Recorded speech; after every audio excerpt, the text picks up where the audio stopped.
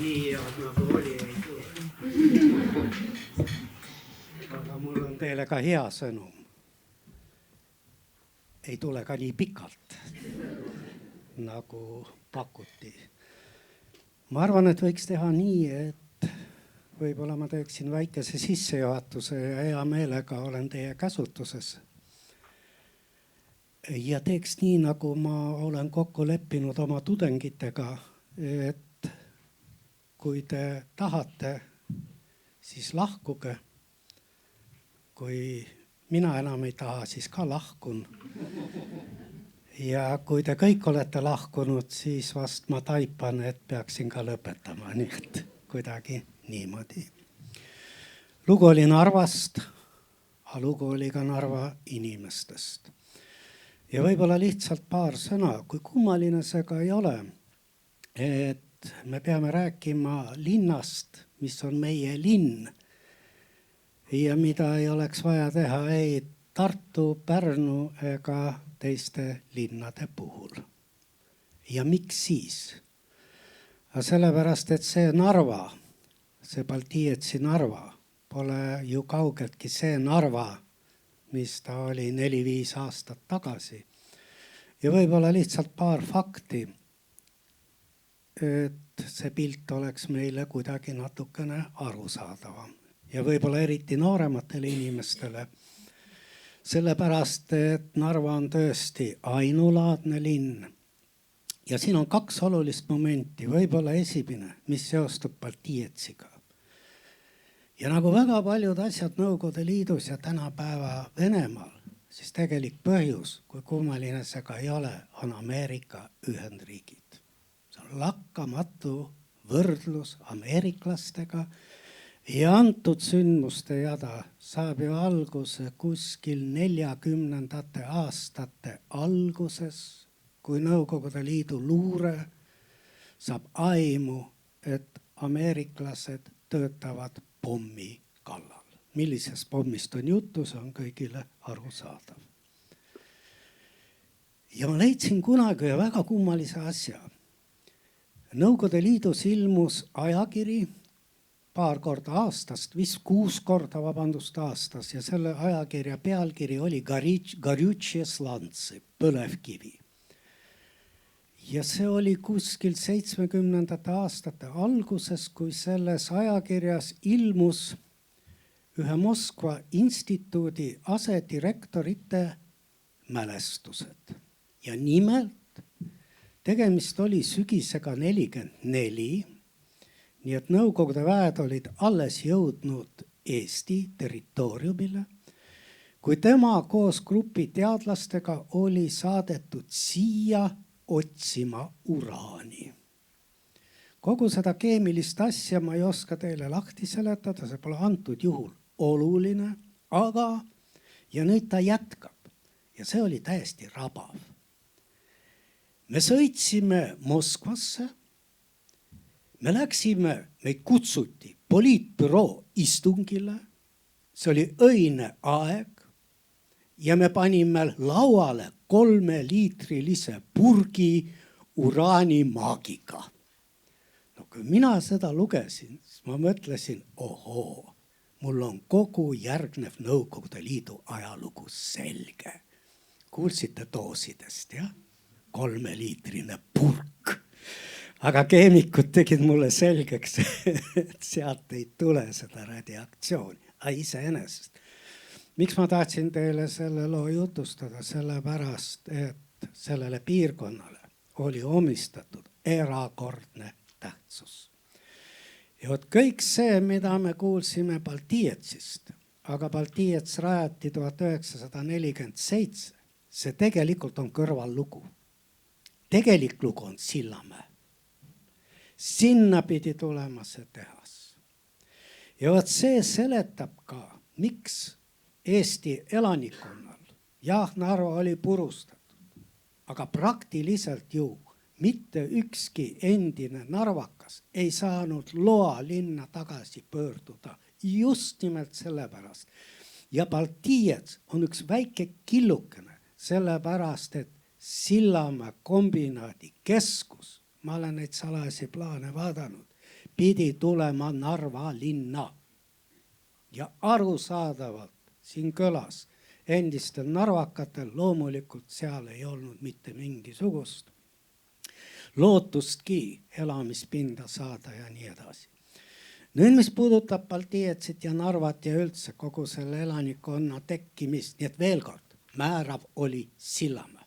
Aga, ja siin on veel üks oluline moment, kuskil 48. aastal Sillamäe tähtsus tegelikult kaob. Sellepärast, et leitakse hoopis paremad kohad, kus seda uraani kätte saab kui Sillamäe. Miks meie, kes seda aega mäletavad, ka 70-ndatel, 80-ndatel Sillamäele sõita ei saanud, sest see linn oli salajane. Linnal oli kasulik olla salajane. See oli ju eraldi varustus. Kõike seda, mida sai osta Sillamäel. Isegi vaadates Baltiietsist, seda ju ei saanud Narvas, ainult Sillamäel. Meeleheitlikult hoiti sellest staatusest kinni. Nüüd võib-olla veel mõned momendid, mis on jällegi huvitav nii Sillamäe kui ka Narva puhul, Baltiietsi puhul. Terve Narva mitte, sellepärast, et mis puudutab nüüd selle linna elanikkonda, siis määrav oli seal Kreenholmi manufaktuur. Tunduvalt suurem, töötajaid kuni 10 000, valdavalt noored naised. Ja väidetavalt ka selle kohta on dokumente. Partei juhtkond palub paigutada Narva sõjaväeosad sellepärast, et tasakaalustada seda soolist ebavõrdsust, mis linnas oli. Nüüd, kus see elanikkond tuli?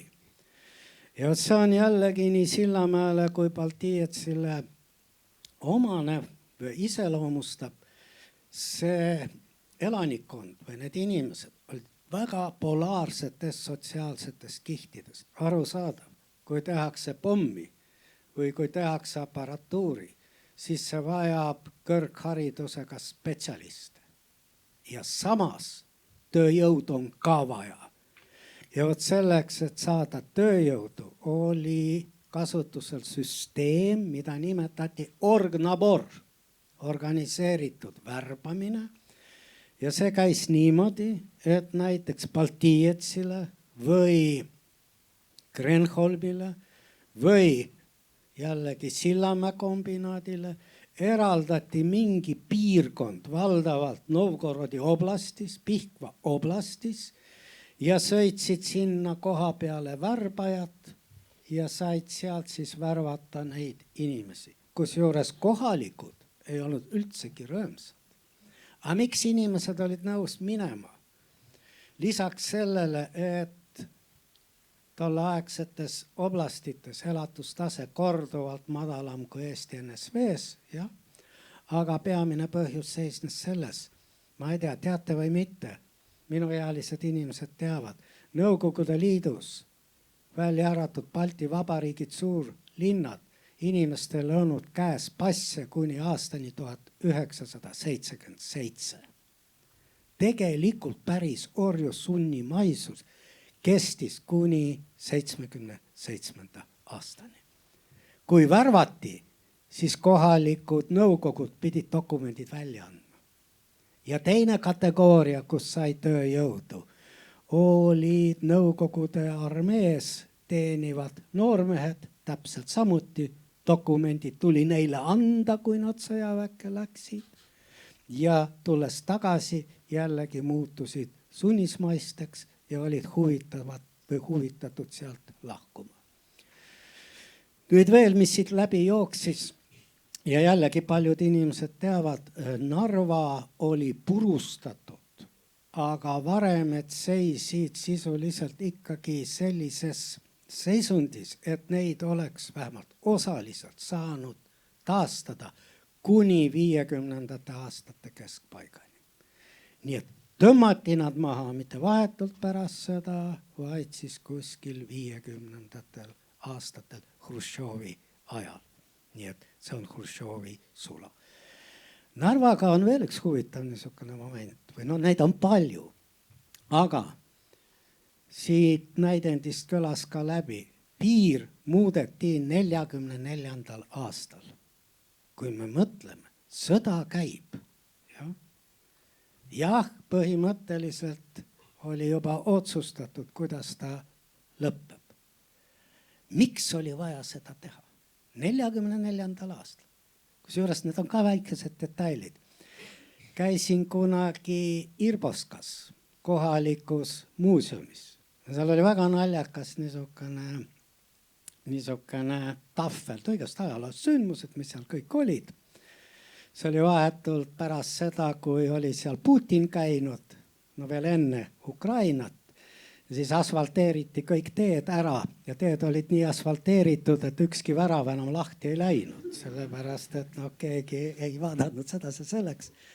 Ja siis seal oli üks väga naljakas stend ja selle stendi pealkiri oli kogu kronoloogia. Ja siis oli aasta 1941 vabanemine Eesti okupatsioonist. Mina ütlesin ühele töötajale, et te peate täiendama, et siis algas Eesti NSV okupatsioon. Sellepärast, et alles 44 muudeti see piir. Ja see dokument on olemas.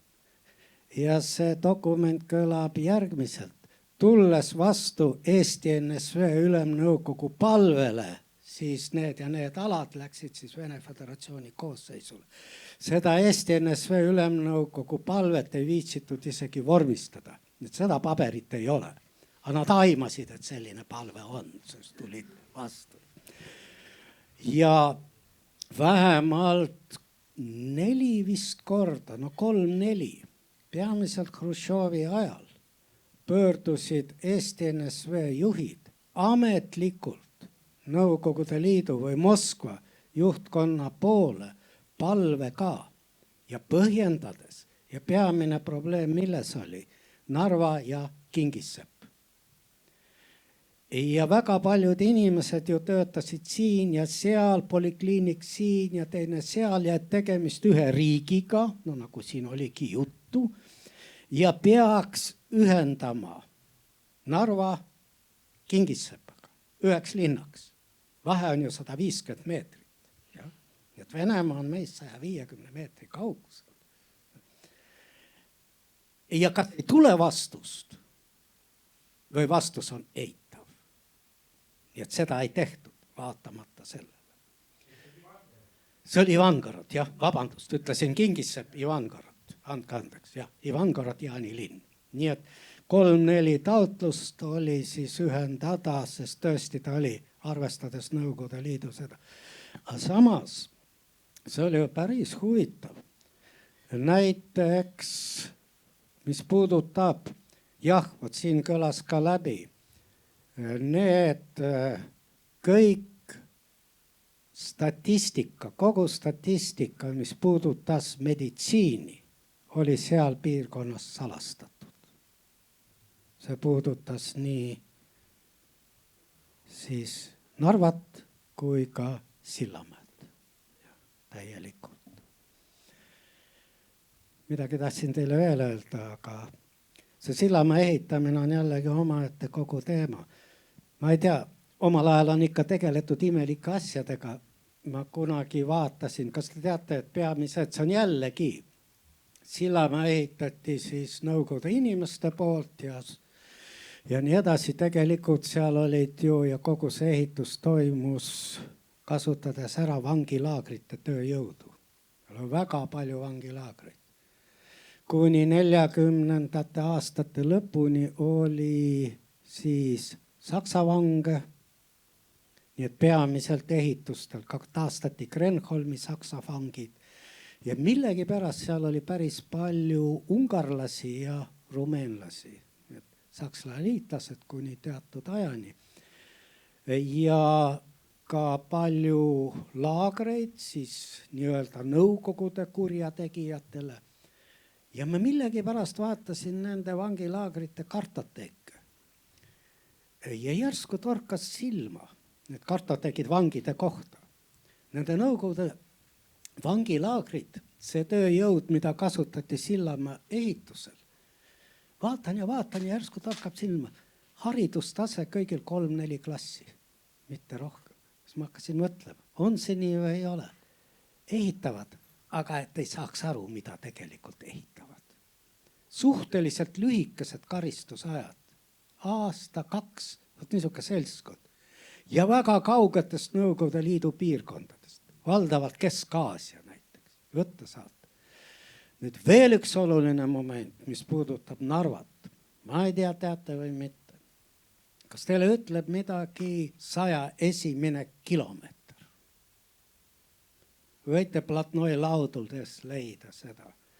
101. kilomeeter tähendab seda, et kurjategija, kes on oma aja ära istunud, ei saa pärast vabanemist, näiteks Moskva, Leningrad, asuda elama lähemale kui 100 kilomeetrit sellest linnast. Siit see 101. kilomeeter. Narva Leningradi suhtes oli just selliseks linnaks, mis väga paljudele oli valik. Ja Nõukogude ajal teame tööjõu puudus. Üldiselt sisse tulnud elanikkonna liikumine oli järgmine. Kõigepealt ehitusorganisatsiooni, kus teatud töödel erilist kvalifikatsiooni vaja ei ole, paar nädalat sulle tehakse selgeks, kuhu neid telliseid tuleb panna. 2 aastat ehitusorganisatsioon, korteriõigus. Ja siis juba edasi tööstusesse. Palgad olid jälle, korter oli käes ja palgad olid suuremad. No näitena. Tegelikult Narvat ei tasu karta, väga sümpaatsed inimesed. Käin päris sageli ja kutsutakse ja muidugi jällegi, see on nii huvitav. Mäletan aastaid tagasi üks noormees tuli juurde. Mäletate seda aega? See oli päris tükk aega tagasi. 2 riigikeelt tuleb meelde. Tuleb minu juurde ja ütleb, et miks ei võiks olla Eestis 2 riigikeelt? Alati toodi näitena Soome. See ei ole täpselt nii, aga hea küll. Ja mina ütlen talle, et minul ei ole midagi selle vastu. Mina võin teiega rääkida nii eesti kui vene keeles. Aga kuidas te seda 2 riigikeelt ette kujutate? Teie räägite ikka ainult ühes. Ja minul ei ole midagi selle vastu. 2.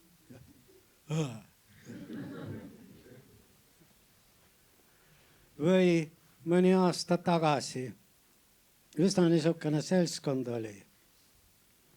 Koolidirektorid ja õpetajad. Ja kuidagi nii vaatad, et räägime juttu, aga silmad on ikka niisugused kahtlevad. Ja siis ütled, see oli parajasti, lihtsalt huvi pärast küsid, et kellel on teismelised pojad või kuskil 17, 18, 19. 10 kätt töös. Seal hakkas mobilisatsioon. 150 meetrit.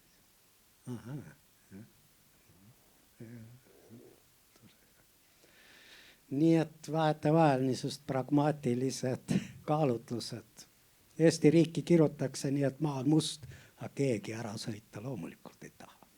Eriti pensionärid. Pensionite vaja on päris suur. Ja küll, see selleks. Saan ma teile millegiga kasulik olla? Küsige midagi. Ma räägin teile ühe loo sissejuhatuseks. Te juba küsite, siis ma ei pea lugu rääkima. Seal ei ole midagi. Küsige midagi sellepärast, et see on ainus, mis minu puhul teile lisaks teatrile võiks naudingut pakkuda. Mul alati tuleb meelde üks lugu minu lemmikkohas Käsmust. Sellest on muidugi möödas juba ka 20 aastat. Kõigest on möödas 20 aastat. Ja seal oli üks mees, ajaloohuviline, nüüd teda enam ei ole. Ja kui ma teda kaugelt nägin, siis ma alati põgenesin, aga Käsmus eriti põgeneda pole kuskil. Ühel pool on külm meri, teisel puukirikas mets. Ükskord ta mind tabas poes. Ta oli veel suur õllesõber. Koputab mulle õlale ja ma mäletan nii hästi tema küsimust, et kuule David, et millal see Portugali kuningas valitses? Mul ei ole aimu ühestki Portugali kuningas. ma olin tunduvalt noorem ja siis ta 15 minutit. No kuidas sa ei tea? Ise oled ajaloolane ja kas võiksid ikka teada? Oleks ma öelnud 1312 kuni 1343, ja mis siis? Mingid naudingud. Tead, küsige midagi, teil oli käsi püsti. Sillamäe oli suletud linn, terve linn. Ja Narva oli avatud linn. Narva oli avatud linn.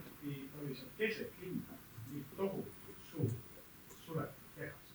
Jah, aga see ei ole kaugeltki ainus. Neid on ju üle Eesti meeletult. Võtke Tallinn, Tvigatil.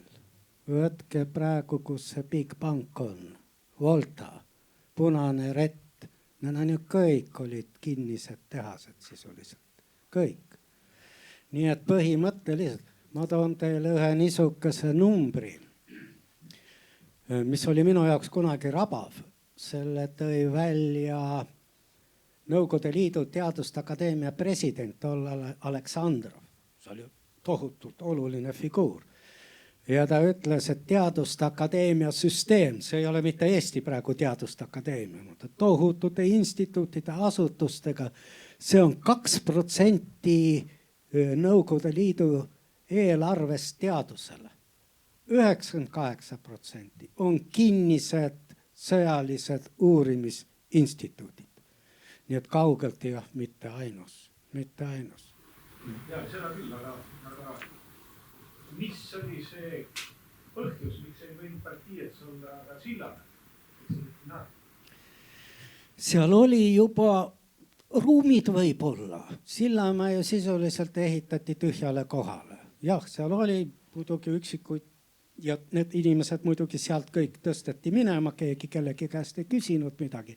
Aga Narvas ikkagi midagi oli. See oli, seda kutsuti Krasilkaks, Baltijetsiks, sest seal oli värvi väikene tootmine Eesti ajal. Ja see oli terve enam-vähem. Ja võt need esimesed laborid tulid sinna. No ja seda te muidugi teate, need olid ju kõik numbritega ettevõtted. Nii et keegi teda... Või siis nagu Sillamäed vahel kutsuti direktori nime järgi. Direktor oli muuseas kindralmajor. Ja nad kõik allusid otse Moskvale. Nii et sisuliselt Eestil ei olnud nendega mitte mingist pistmist. Nii et jah, neid oli palju. Ja palun.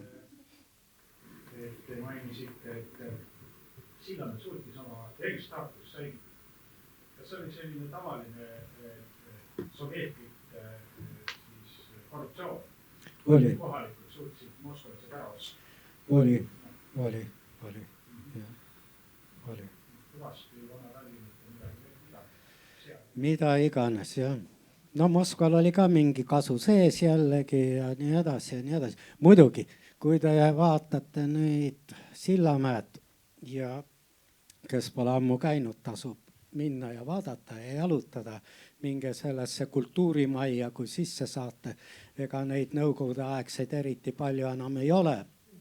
Ja kui mõned inimesed satuvad hoogu, et sümboolika tuleb ära koristada, siis nad kaovad üldse ära.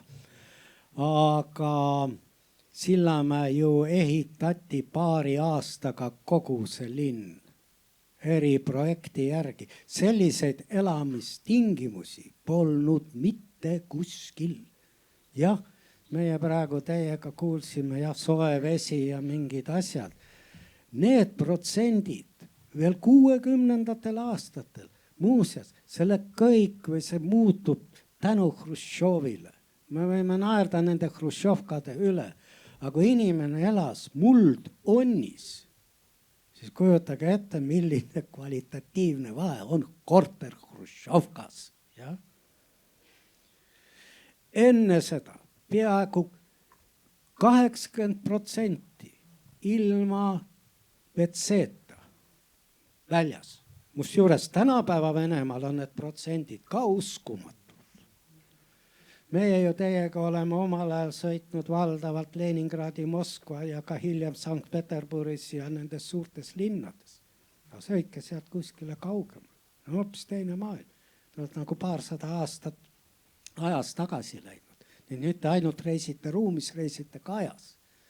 Tänasel päeval ei tasu seda teha, aga üldiselt see nii on.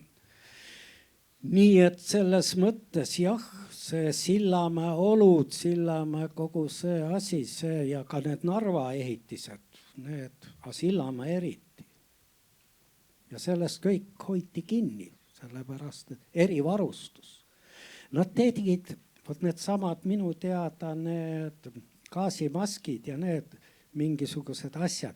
Mäletate, seal mingid traditsioonid on, kui oli COVID, siis mingi Sillamäe väike firma hakkas neid maske tootma. Tähendab, mingisugune järjepidevus või mingi teave oli säilinud. Nüüd mul tuli meelde, mis oli veel. Need olid nüüd miilitsa täiesti salajased aruanded kuritegevuse kohta selles piirkonnas. Ja seal olid ka eraldi andmed kuritegevus rahvuspinnal.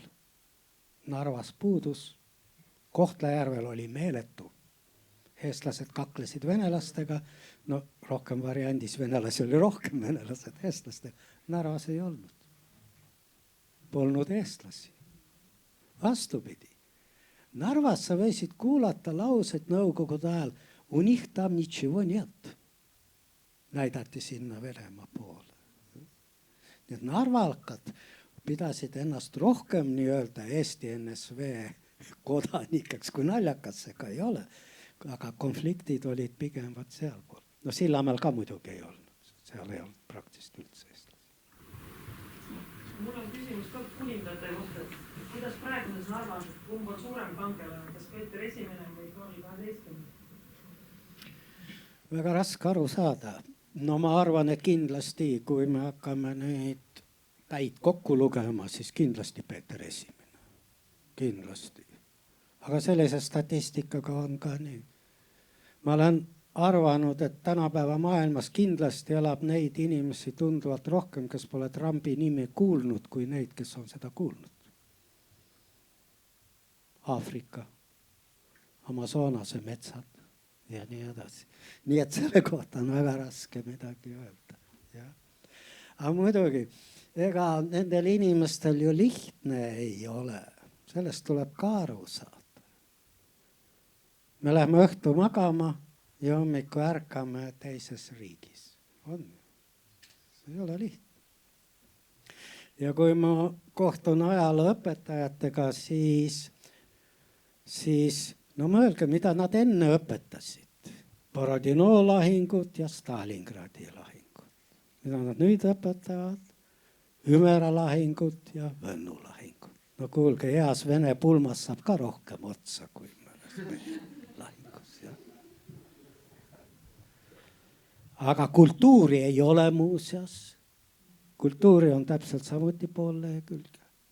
Ega ei ole Under viletsam luuletaja kui Tsvetaeva ja nii edasi. Need asjad on väga keerulised.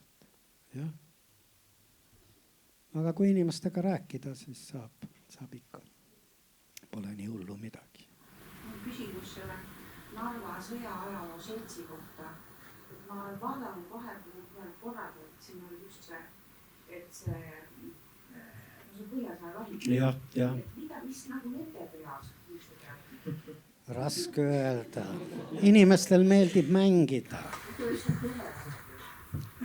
Jah. No nad lavastavad neid lahingud. See on Narvas väga populaarne ja seda on nad väga pikalt teinud ja noh, see on omaette teema. Sa lavasta palju tahad, ega sa aastast 2025 niikuinii ei pääse kuskil, aga meestel eriti meeldib mängida, no las nad siis mängivad. No kui on üks pool, siis peab ka teine olema ja mundrid on ilusad ja nii, et no nii ta on. Tunnistavad, et Rootsi on seal olnud, et ei ole päris venelik. Jah, noh, me ju kuulsime, pioneeride palee on alati olnud, nii et aga seda hakkab tulema aina rohkem ja rohkem. Aga vaadake, mis toimub Narva muuseumi ümber. Nii et ega see nii väga lihtne ei ole. Jah, ei ole. See on üldse üks omaette huvitav teema, kui ajalugu kaotab järjepidevuse. on needsamad see juurte küsimus. Kui see ei ole sinu oma, siis sa ei heroseeri seda nagu ei ole. Pigem vastupidi, sa hakkad nagu seda maa tasa tegema, sest sina kannad neid teisi juuri. Need on väga huvitavad niisugused inimese sees toimuvad arengud. Jah. Aga vabalt, aeg on hiline, nii et... Ettenduses oli üks detail, Narva jõe peal on paat, kes nihutab poisi. Poide teema oli hiljuti meil kas see on ajalooline fakt ja... Ei, ma ei tea. Ma ei ole sellest kuulnud mitte midagi. Et nad ju... Ma natukene olin seotud selle tükiga alguses. No niivõrd kuivõrd, et ta tugineb ju väga paljus inimeste mälestustele. Ja. No, siin võib olla ka niisuke jällegi. No kujutage ette, ma iga päev lähen vaatama, kuidas need poid tulevad lähemale. Ja üks päev nad on juba kaldal ja siis nad on juba Soome lahe kaldal. See pigem oli niisugune unistus. Inimene nägi seda, mida ta tahtis võib-olla näha. No ilmselt siin tükis. Ma ei oska seda kuidagi teisiti avada. Kas on teada, mis nendest tehastest sai Nõukogude Liidu laulust? Kas nad jäeti lihtsalt maha või ikkagi koliti osaliselt see ümber? Ma ei oska teile seda täpselt öelda. Ma arvan, et midagi sisse seades kindlasti koliti, aga suurem tõenäosus täpselt nii nagu Vene sõjaväega müüdi lihtsalt maha. Parseldati maha kõik. Kas aparaadina või lihtsalt metallina. No siin oli juttu, et see müüdi militaanlastele, eks ole, aga praegu nüüd siis Narva vaba on ju tegelikult vaid 5-10. Ja. Mis seal sellest tohutu suures hoones? Seal mingid väiksed ettevõtted on, ma ei oska teile täpselt öelda. Ei tea. Ja siis tekkis küsimus, et seda mängiti ka Narvas. Kuidas Narvas oli retseptsioon? Vot seda peab küsima näitlejate käest. Nad oskavad teile öelda, jah. Tegelikult päris hästi võeti vastu Narvas. Ma mäletan, et üks mees tuli saalist välja ja ütles, et siuke nostalgia, vot see on tõeline Narva. Just. Meil kas määrgi ka, meil oli siin alguses. Siis kui meil oli läbimäng, siis meil rohkem oli neid oli rohkem neid inimesi, kes ei oska eesti keelt, et lugesid supakaid, võib-olla sellepärast ka oli nagu keeruline aru saada, et kõik nagu nii joob vetsviilan ja kõike ka ei ole võimalik nagu nii tõlkida. Kas näitjad mängisid teine keeles? Ei, eesti keeles ikkagi, lihtsalt oli venekeelses.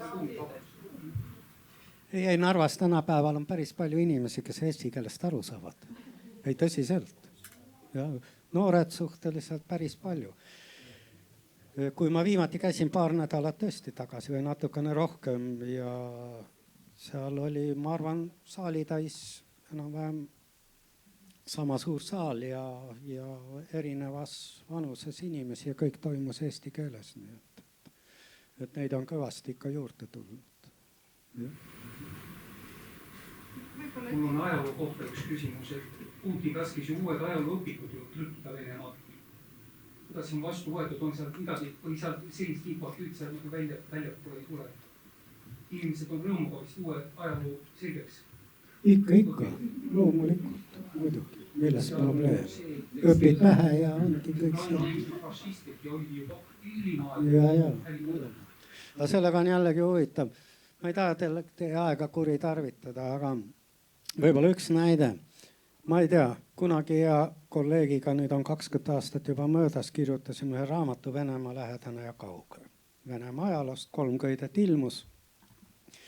Ja eelmine või üle-eelmine aasta helistati kirjastusest Varrak, et kas või nemad üllatuslikult tahaks anda esimese köite uuesti välja.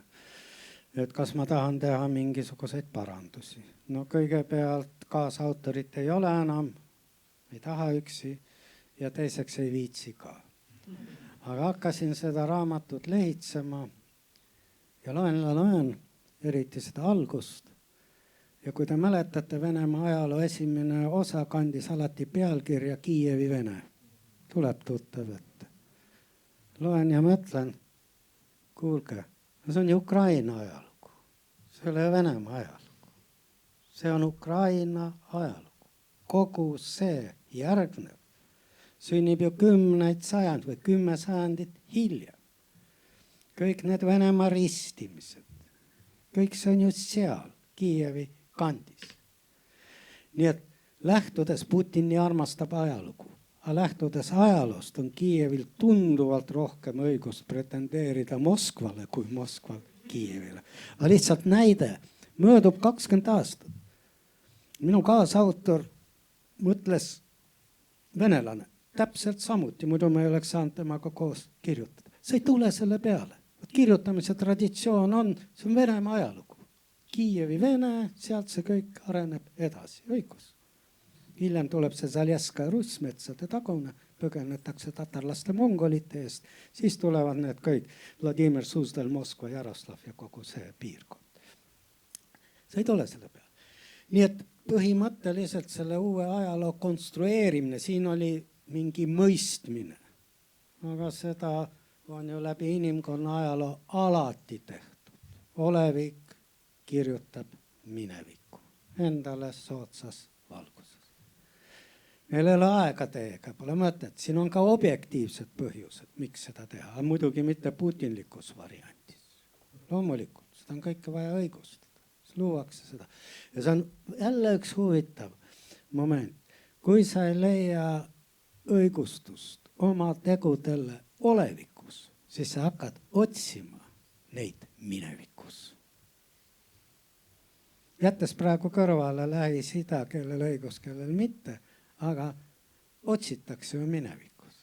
Meie olime siin enne teid, meie olime enne teid, meie panime selle enne, meie panime selle enne. Aga no seal on hoopis teine maailm. Aga see selleks. Vot.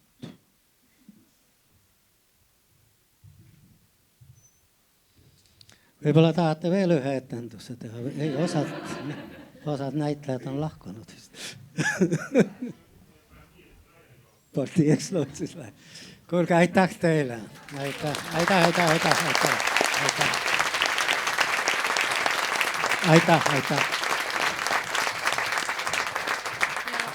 Aitäh.